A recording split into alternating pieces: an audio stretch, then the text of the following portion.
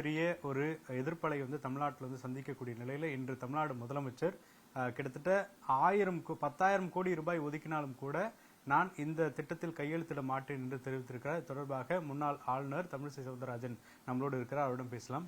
Ma'am வணக்கம்.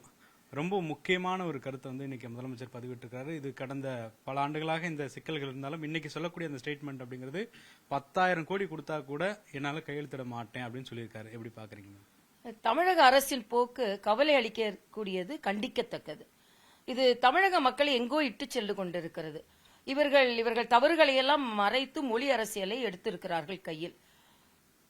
2,000 ரூபாய் உங்களது SSA என்று சொல்ற சர்வ சிக்ஷா அபியான், அனைவருக்குமான கல்வி, இந்த திட்டத்திற்கு நீங்கள் புதிய கல்விக் கொள்கையில் சேரவில்லை என்றால் இந்த 2,000 கோடி ரூபாய் விடுவிக்க முடியாது என்று சொல்வது ஆணவம் என்று இவர்கள் சொல்வார்களே. ஆனால் 10,000 கொடுத்தால் கூட எங்களது அரசாங்க பள்ளி மாணவர்களுக்கு விரிவுபடுத்தப்பட்ட கல்வியை நாங்கள் கொடுக்க மாட்டோம் என்று சொல்வது எந்த ஆணவத்தின் உச்சம் என்று நான் கேட்கிறேன்.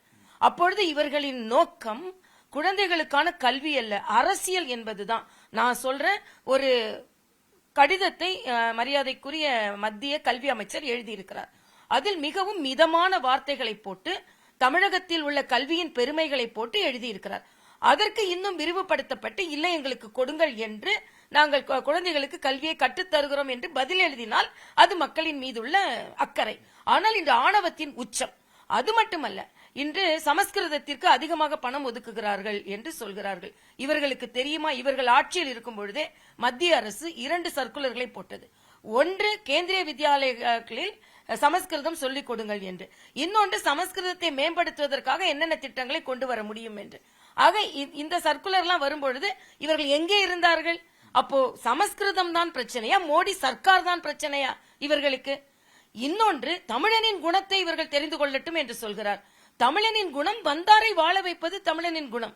2,000 ஆண்டுகளுக்கு பின்தண்டி போய்விட்டார்கள் என்றால் இந்த தமிழின் மூத்த மொழி இவர்கள் தான் பாதுகாத்துக் கொண்டிருந்தார்களா? இங்கே கம்பராமாயணம் இங்கே வரவில்லையா? 21 மொழிகளை படித்துவிட்டு என் தமிழை பாரதி உயர்த்தி பிடிக்கவில்லையா? இன்னொன்றை நான் திராவிட முன்னேற்ற கழகத்திற்கு எச்சரிக்கையாகவே சொல்கிறேன். ஏதாவது ஒரு மொழி இங்கே வந்தால் தமிழ் அழிந்துவிடும் என்ற வார்த்தையை நீங்கள் இனிமேல் பயன்படுத்தக்கூடாது. எங்கள் மொழி, நம் தமிழ் மொழி, உயிர் போன்ற தமிழ் மொழியை அழிக்க முடியும் என்று யாராவது நினைக்க முடியுமா என்று கேட்கிறேன். அவ்வளவு கீழ்த்தரமாக நீங்கள் நினைக்கிறீர்களா? இல்ல, இப்போ பல மாநிலங்களை பாக்குறோம். இன்னைக்கு பெரும்பாலான மாநிலங்கள்ல இந்தி பேசுறத இன்னைக்கு அரசே அபிஷியலா 52% மேலன்னு சொல்லி இருக்கிறாங்க. அப்போ அங்க பேசப்பட்ட மொழிகள் எல்லாம் என்ன ஆச்சு அப்படின்ற கேள்வி இருக்கு இல்லையா? அதைத்தான் நான் கேட்கிறேன். தமிழை மற்ற மொழிகளோடு நீங்கள் ஒப்பிடாதீர்கள். தமிழ் மூத்த மொழி. அந்த மூத்த மொழி பல மொழிகள் பிறந்த பின்பும் இன்றும் இளமையாக வாழ்ந்து கொண்டிருக்கிறது என்றால் தமிழை அழிக்க முடியுமா? அப்போ தமிழை நீங்கள் குறைத்து மதிப்பிடுகிறீர்கள். நான் ஏற்கனவே சொன்ன போல் இதற்கு முன்னால் உள்ள பெரியவர்கள் எல்லாம் தமிழை படிக்கலையா? மற்ற மொழிகளை படிக்கவில்லையா? பாரதியார் மற்ற மொழிகளை படித்துவிட்டு தமிழை உயர்த்தி பிடிக்கவில்லையா? ஆக நீங்க மற்ற மொழிகள் கூட நீங்க தமிழை ஒப்பிடாதீர்கள் என்று சொல்கிறேன்.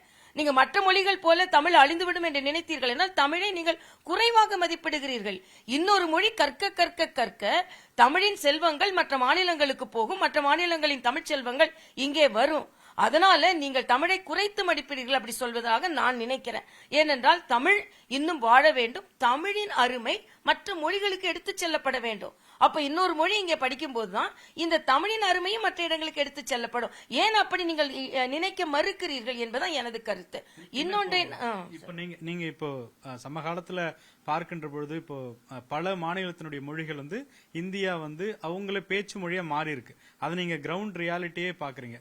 இப்ப தமிழாக இருந்தாலும் சரி, அங்கேயும் இப்போ இவ்வளவு பெரிய எச்சரிக்கைகள், இவ்வளவு ஒரு அரசினுடைய நிலை, இவங்க இவ்வளவு எதிர்ப்பு மனநிலை கொடுக்கலன்னா இங்கேயும் அதே மாதிரியான ஒரு சூழல் ஏற்படும்ன்றது அந்த பார்வை தப்புன்னு நினைக்கிறீங்களா?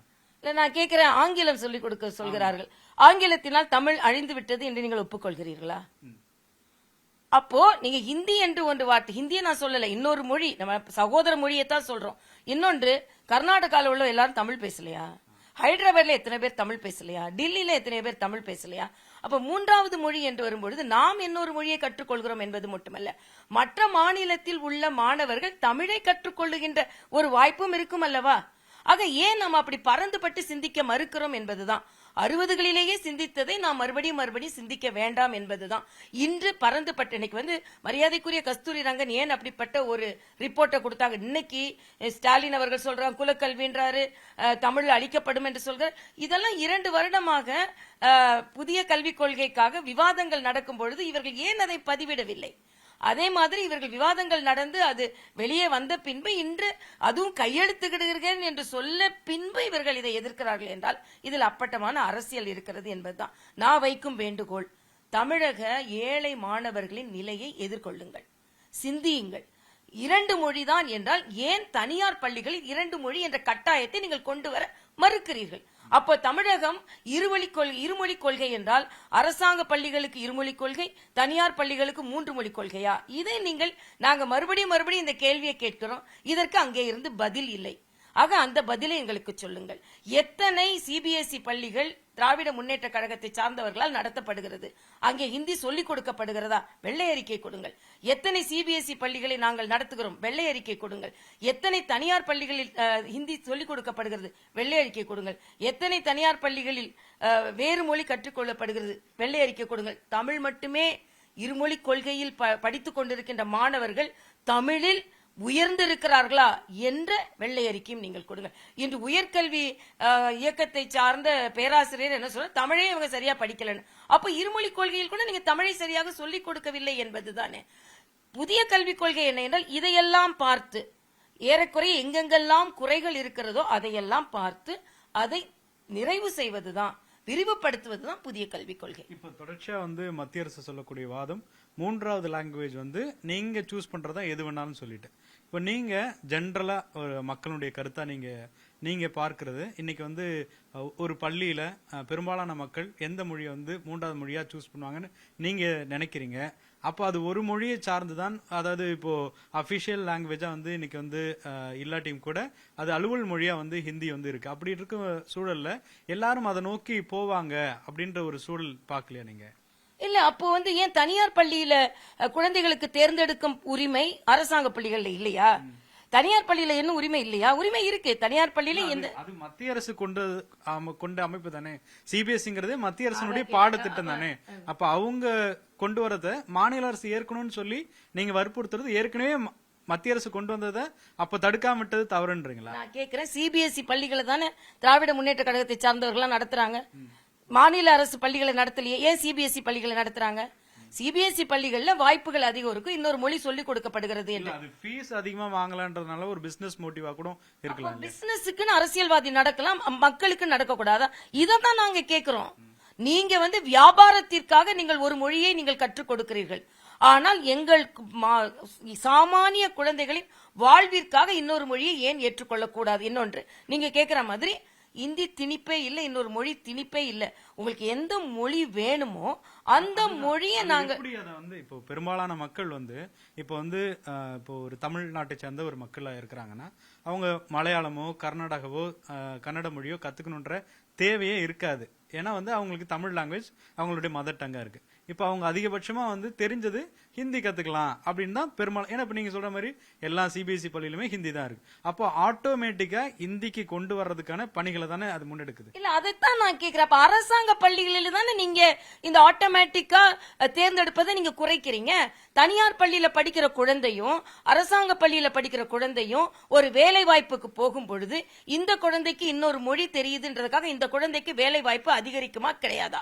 அப்ப நாங்க மறுபடியும் கேட்கிற ஒரே கேள்வி, இப்ப நீங்க சொல்ற ஒரு பாயிண்டே வச்சுக்கோ மேம், அப்போ நீங்களே இன்னொரு மொழி தெரிந்தால் வேலை வாய்ப்புன்ற ஒரு கட்டத்துக்கு கூட்டு வந்துருவீங்க இல்லையா?